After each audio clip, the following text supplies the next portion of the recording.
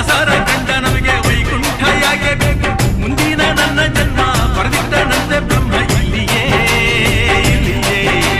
ಎಂದಿಗೂ ನಾನಿಲ್ಲಿಯೇ ಹುಟ್ಟಿದರೆ